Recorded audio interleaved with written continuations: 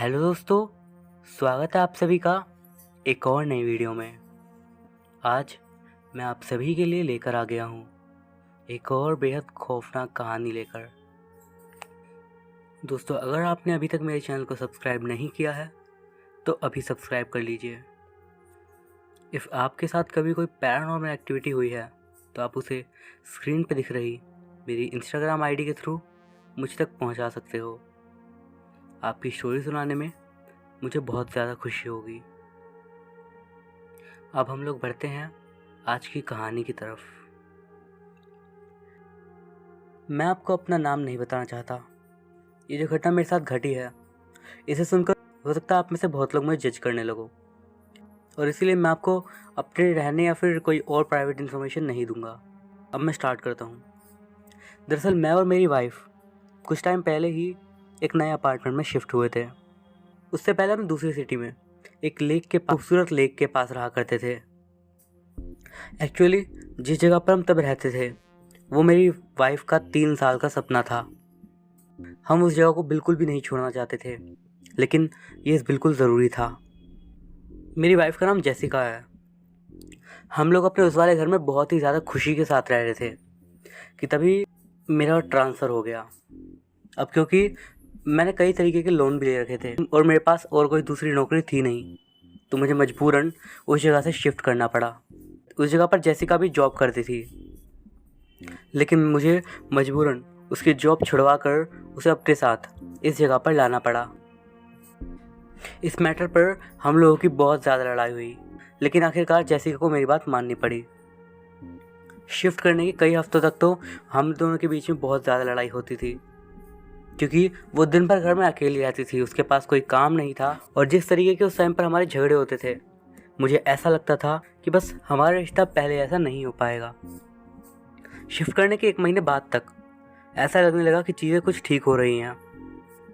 Jessica को पास ही के एक टीवी स्टेशन में जॉब मिल गई थी और उसे उसका काम बहुत ही ज़्यादा पसंद भी था।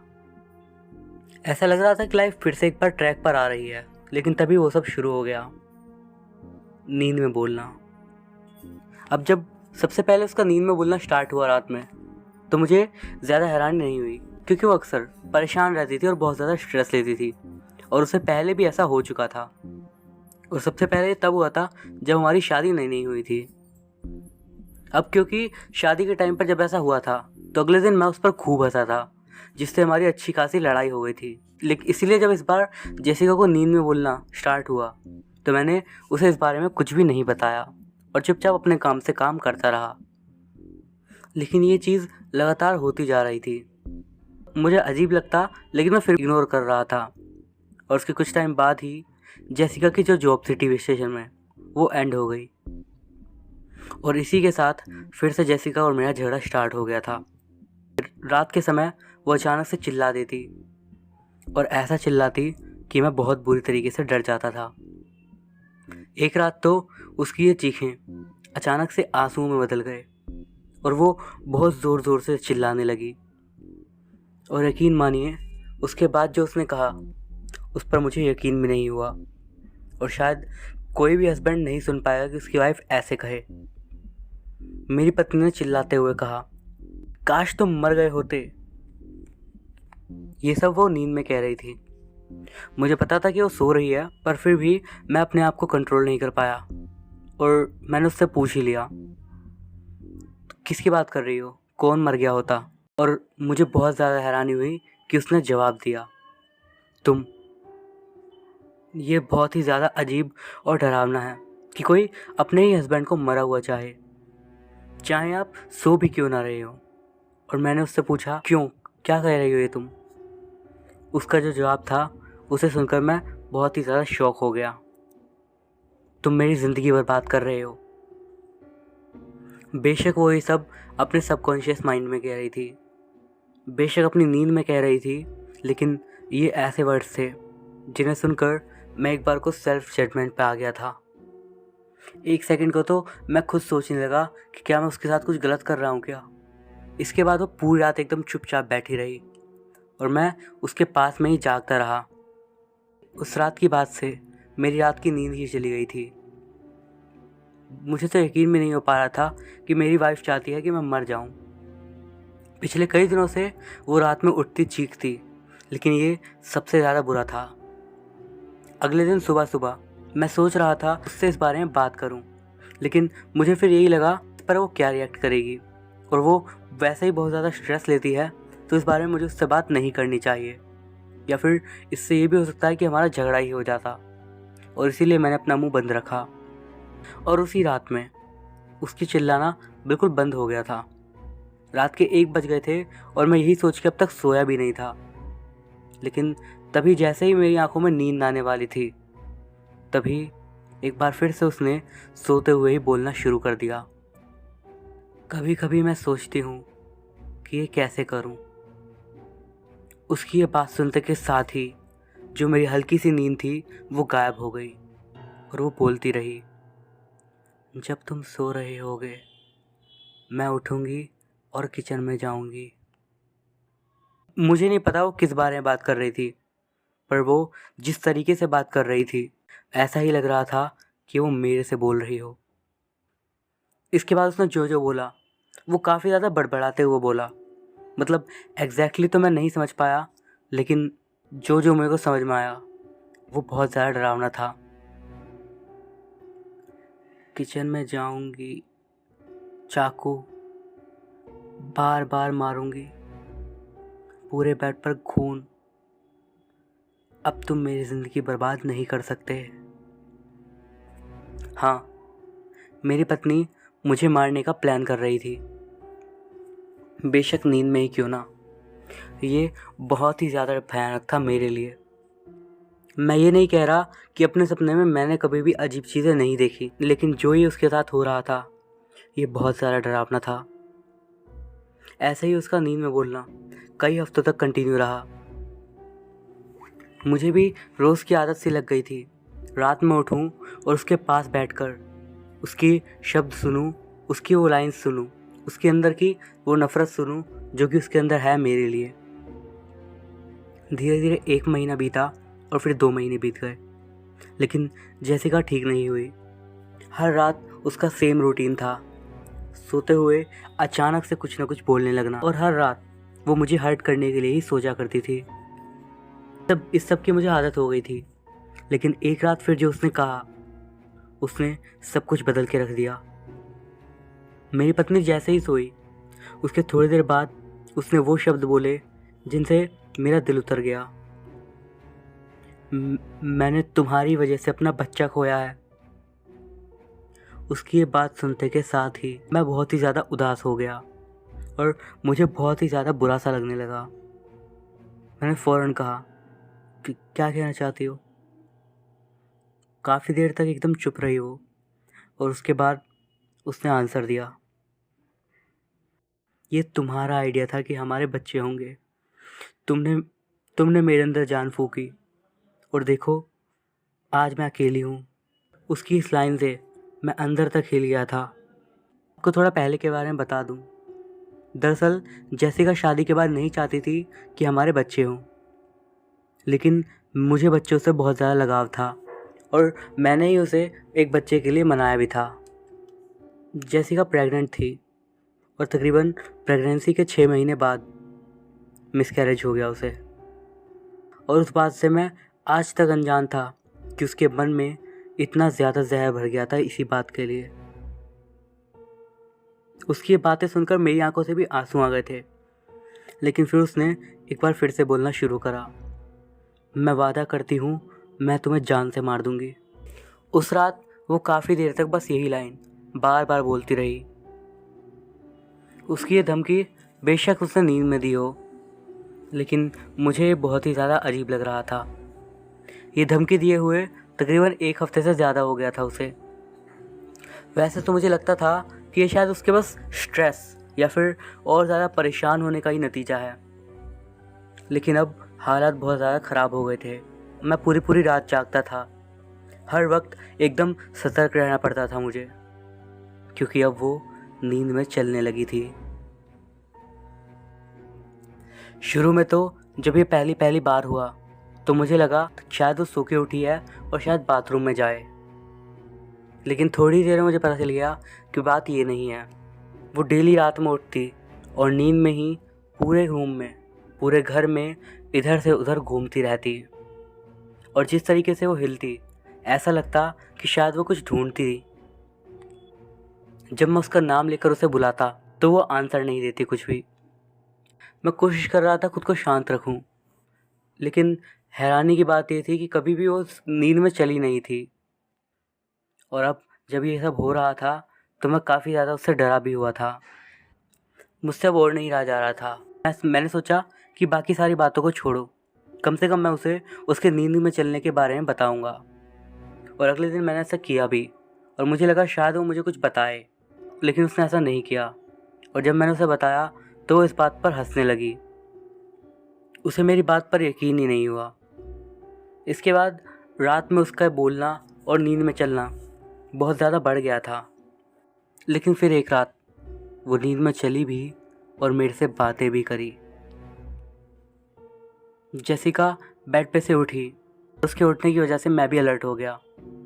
मुझे पता था कि वो पूरे घर में इधर से घूमेगी, और इसीलिए मैं आराम से लेटा ही हुआ था। मैं लगातार नज़र रखे हुआ था कि वो किधर जा रही है, क्योंकि सच में मुझे डर लगता था उससे। मैं नहीं चाहता था कि नींद में चलते हुए वो मेरे करीब भी आए। जैसे जैसे वो पूरे घर में घूम रही थी, मैं बस यही चाहता था कि वो एक चीज़ उससे छुपी रहे जो कि मैं उससे छुपाना चाहता हूँ, और वो थे चाकू।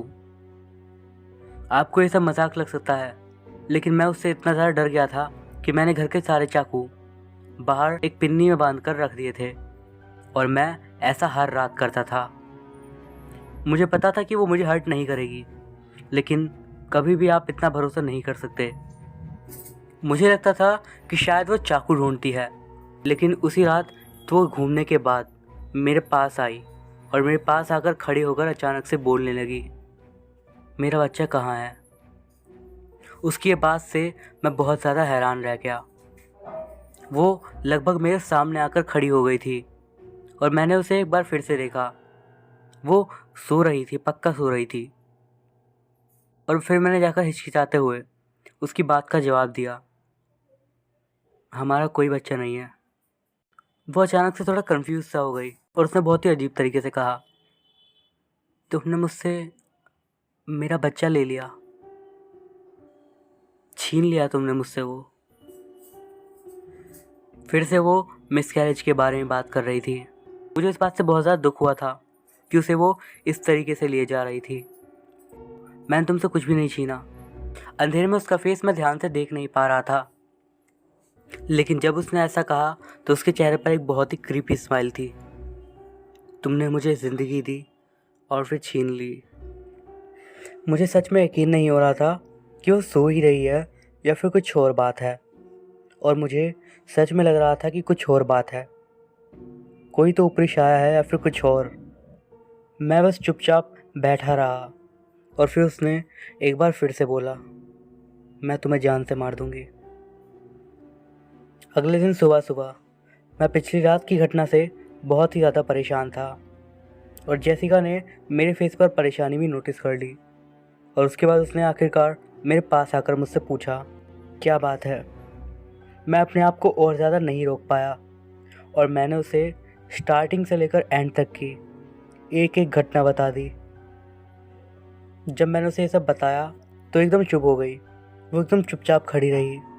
मुझे बिल्कुल भी आइडिया नहीं था कि वो क्या सोच रही है। वो चुपचाप खड़ी ही थी और कुछ भी नहीं बोल रही थी। और फिर आखिरकार मैंने बोला, तुम्हारा इस बारे में क्या ख्याल है। उसने बहुत ही दुख भरी नज़रों से मेरी तरफ देखा और कहा, इसका मतलब मुझे मदद चाहिए। उसकी ये बात सुनकर मैं बहुत ज़्यादा खुश हुआ था, यकीन मानिए, क्योंकि मुझे लग रहा था कि कोई ना कोई बहुत ही बुरी चीज़ है जिसकी वजह से ऐसा कुछ हो रहा था। इसके बाद उसने अपने रात के बिहेवियर के बारे में मुझसे और भी कई सारे सवाल पूछे, और फिर हमने डिसाइड किया कि मैं हमारे फैमिली डॉक्टर डॉक्टर शर्मा से इस बारे में बात करूँगा। वो हमारे फैमिली डॉक्टर थे। अगर कोई इस मैटर में हमारी हेल्प कर सकता था तो वही थे। इसके बाद मैं अपनी जॉब के लिए निकलने वाला था, लेकिन गेट पर से निकलते निकलते मेरे माइंड में एक सवाल आया, और मैंने सोचा आज इसके बारे में मैं जेसिका से पूछ ही लेता हूँ। और मैं उसके पास जाकर धीरे से पूछा, क्या तुम मिसकैरेज से ऊपर उठ चुकी हो? अचानक से मेरे ऐसा पूछने से वो एकदम शॉक्ड हो गई थी और थोड़ा सा चुप होने के बाद उसने आंसर दिया, शायद नहीं। मुझे लगता था कि सब कुछ ठीक है, लेकिन मुझे बहुत ही ज़्यादा याद आती है हमारे बच्चे की। वो पैदा भी नहीं हुआ और मेरे ख्याल से मेरी इस हालत की वजह भी वही है। मैं बहुत ही ज़्यादा परेशान रहती हूँ। उसकी बात सुनकर मुझे बहुत ही अजीब लगा, लेकिन मैंने फिर भी उससे पूछ ही लिया, मतलब तुम सच में मुझे नहीं मारना चाहती ना? वो एकदम से झटके से बोली, नहीं बिल्कुल नहीं, तुम ऐसा कह भी कैसे सकते हो? और उसके बाद वो मेरे गले लग गई। इसके बाद मैं अपने ऑफिस चला गया। मुझे ऐसा लग रहा था कि शायद हमारे बीच सब कुछ ठीक हो जाएगा, कुछ भी गड़बड़ नहीं है अब। और उस दिन रात में भी काफ़ी देर तक सब कुछ नॉर्मल रहा, कोई आवाज़ नहीं। उस रात मैं अच्छे से सोया भी, सच कहूँ तो। लेकिन फिर आखिरकार सुबह के तकरीबन 2 या 3 बजे के आसपास जेसिका अपने बिस्तर से उठी। वो बिल्कुल वैसे ही उठी जैसे हर रात उठती थी, लेकिन उसके बाद उसके इधर उधर चलने की आवाज़ नहीं आई। मुझे लगा कि शायद वो उठी ही ना हो, या फिर कुछ और बात हो, या फिर वो बाथरूम में गई हो। लेकिन फिर मैंने सोचा कि मुझे तो गेट खोलने की आवाज़ आई ही नहीं, यानी कि वो रूम में ही थी। मैंने अब तक पीठ इस साइड करी हुई थी और अब मैंने सोचा अब मैं पीठ पीछे कर ही लेता हूँ। मैंने अपनी आंखें थोड़ी सी मली और उसके बाद उठकर बैठ गया। और यकीन माने, जो मैंने देखा उसे देखकर 1 सेकंड के लिए मेरी सांसें रुक गई थी। बेड के नीचे की साइड, बेड के दूसरी साइड जेसिका खड़ी थी, एकदम शांत, सीधा मुझे घूरते हुए।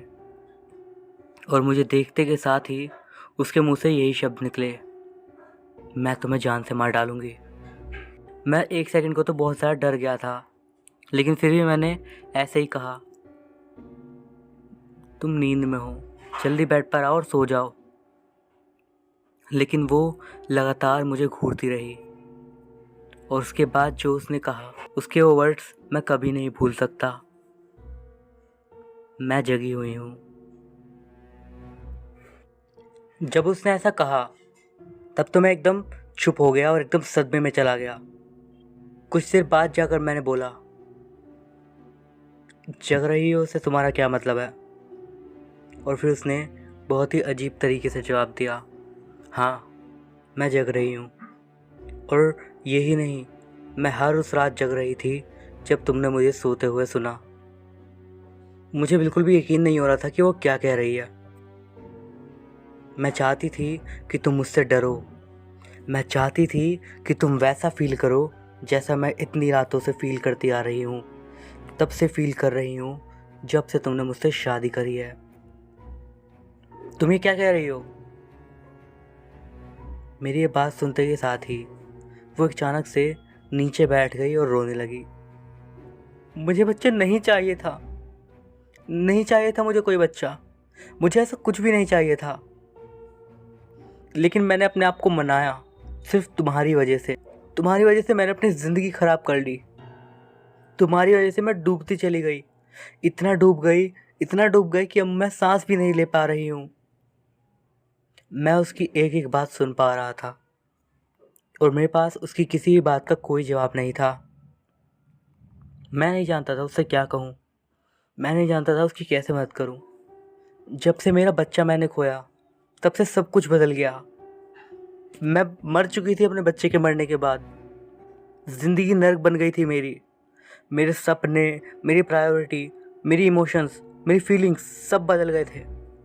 मेरी पूरी दुनिया चेंज हो गई थी। हर रात सोने से पहले मेरे मरे हुए बच्चे का मुंह मेरे सामने आ जाता था और मैं ये सब नहीं देख सकती, नहीं झेल पा रही अब मैं ये सब। मैं उसके पास जाने की कोशिश किया कि मैं उसे सहारा दे सकूं, लेकिन फिर तभी उसने अपने पीछे से एक चाकू निकाल लिया और उसका ऐसे करते ही मैं बहुत ज़्यादा डर गया। तुम पागल हो गई हो क्या? क्या कर रही हो ये? उस चाकू को नीचे रखो। तुम क्या सोच रहे हो? मुझे नहीं पता तुम चाकू कहाँ छुपाते हो। मैं नहीं जानता कि हर रात तुम मेरे से कितना ज़्यादा डरते हो। मैंने उसकी आंखों में देखा, सिर्फ नफ़रत और आंसू, यही दिखा मुझे। सच में वो नहीं चाहती थी कि मैं ज़िंदा रहूं। मुझे नहीं पता था कि ऐसा क्यों हो रहा था, लेकिन मैं ये नहीं जानता था करूं तो करूं क्या। तुम चाहते थे कि मैं बच्चा पैदा करूं, तुमने मेरे साथ ये सब किया। मैं हमेशा कोशिश करती रही कि तुम्हें खुश रखूं, तुम्हें हमेशा खुश रखूं, लेकिन अब मुझसे ये बर्दाश्त नहीं हो रहा। मैं यहाँ नहीं रह सकती। हमारा बच्चा दूसरी दुनिया में अकेला है, वहाँ पर हमें उसका ध्यान रखने के लिए वहाँ पर जाना होगा। आखिर हम उसके मम्मी पापा हैं ना। अब टाइम आ चुका है, हम दोनों ही उसके पास जाएंगे और हमारी फैमिली पूरी हो जाएगी। मुझे यकीन नहीं हो रहा था कि मेरी वाइफ क्या कह रही है। वो बस मुझे ही नहीं बल्कि खुद को भी मारना चाहती थी, ताकि वो और मैं अपने मरे हुए बच्चे के पास जा सकें। मैं खुद को बचाने के लिए ऐसा उससे कहा, ठीक है हम मर जाते हैं। मेरा ऐसा कहते के साथ ही वो थोड़ा सा चुप हो गई और उसने चाकू थोड़ा नीचे कर दिया, और यही मेरा मौका था। मैंने उसके ऊपर चद्दर फेंक दी और वहाँ से सीधा भागकर मैं सीधा बाथरूम के अंदर गया और दरवाज़ा अंदर से बंद कर लिया। मुझे लगा था कम से कम कुछ देर के लिए मैं सेफ हूँ। मैं सीधा अपार्टमेंट से बाहर जाने की सोच रहा था, लेकिन अपार्टमेंट का गेट लोहे की चैन से लॉक्ड था, जिसकी वजह से मुझे लगा कि शायद मैं वहाँ से निकल ना पाऊँ और वो मुझे पहले ही रोककर जान से मार दे।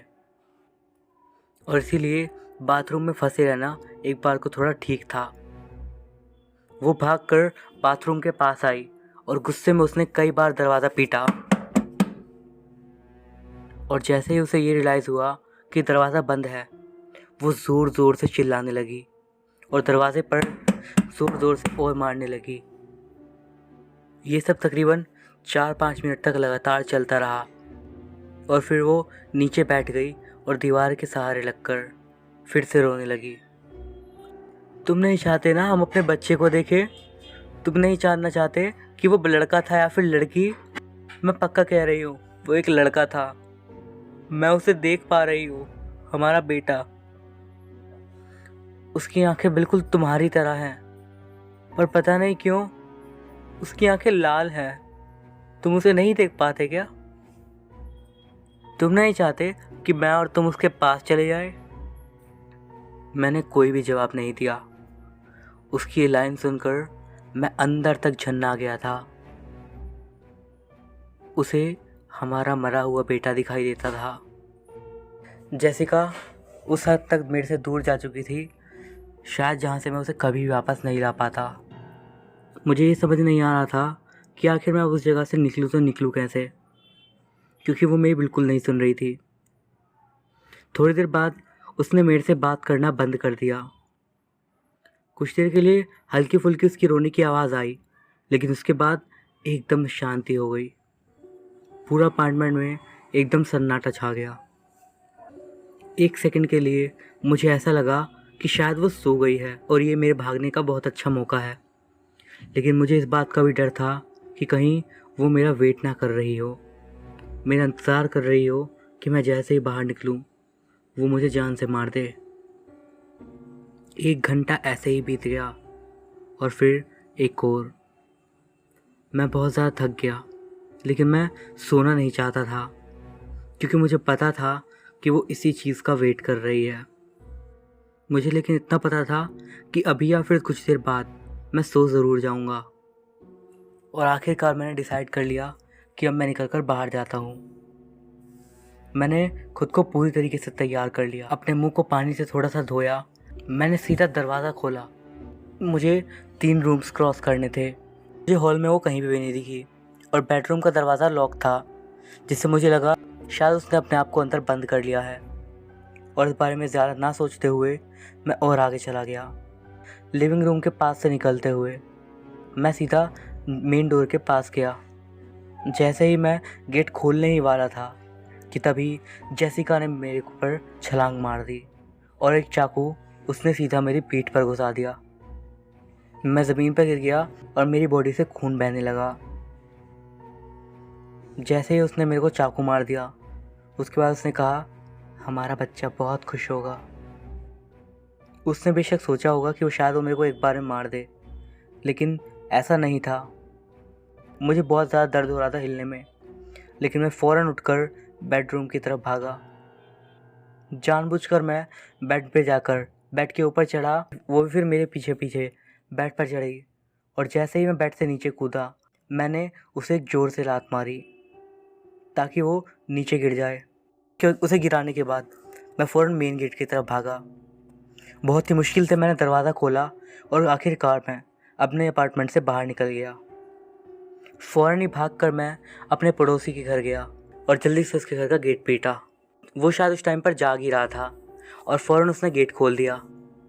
काफ़ी ज़्यादा खून बहा चुका था, लेकिन मैंने अपने अपार्टमेंट का डोर लॉक कर दिया था, जिसकी वजह से जेसिका बाहर नहीं आ सकती थी। मैं दरवाज़ा बाहर से बंद करना भूल गया था। मुझे बहुत डर लग रहा था कि वो फिर से आएगी। मेरे पड़ोसी ने फ़ौरन पुलिस को और एम्बुलेंस को बुलवा लिया था।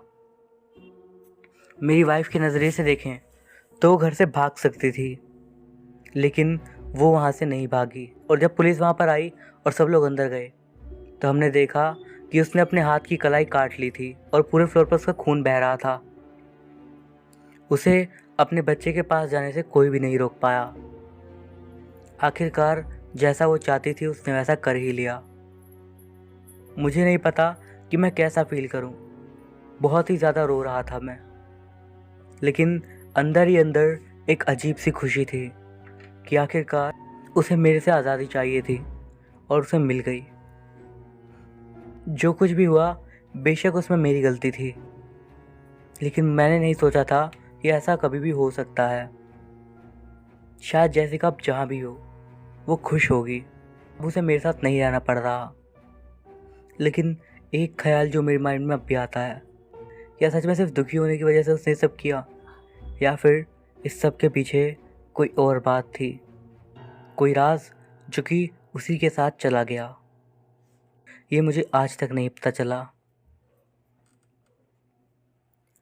तो दोस्तों, ये थी हमारी आज की कहानी।